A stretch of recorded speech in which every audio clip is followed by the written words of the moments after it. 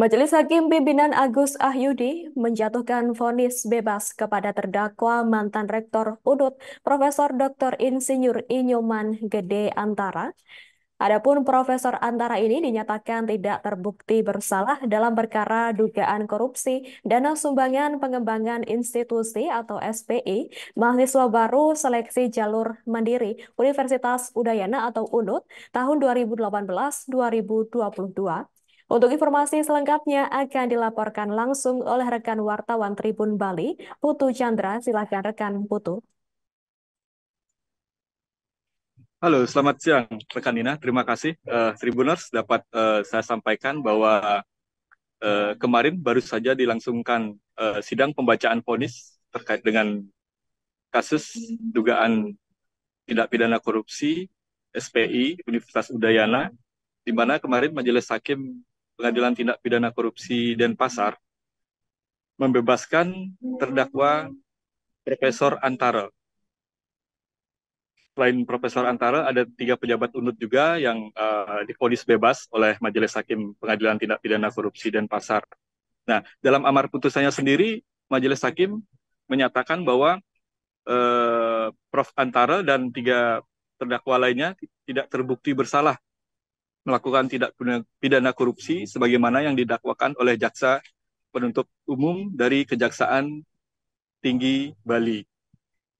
Dengan tidak terbuktinya bersalah para terdakwa tersebut, Majelis Hakim membebaskan Prof. Antara dan 3 pejabat lainnya. Nah, sementara itu terkait dengan vonis yang dijatuhkan Majelis Hakim sendiri, tim Jaksa Penuntut Umum langsung menyatakan atau mengajukan kasasi di muka persidangan kemarin. Sementara tim penasihat hukum Profesor Antara yang dikomandai oleh Hotman Paris Hutapea, Gede Pasek Suardike dan kawan-kawan langsung menyatakan menerima vonis yang dijatuhkan Majelis Hakim tersebut.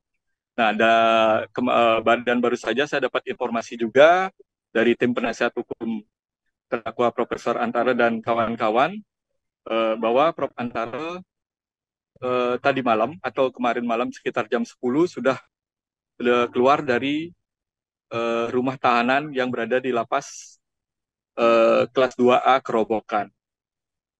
Nah, dan dapat saya informasikan juga bahwa sebelumnya Jaksa Penuntut Umum menuntut Profesor Antara dengan pidana 6 tahun penjara dan denda 300 juta. Sementara itu di 3 terdakwa lainnya juga sama dituntut dengan pidana penjara selama ada yang 5 tahun dan 4 tahun.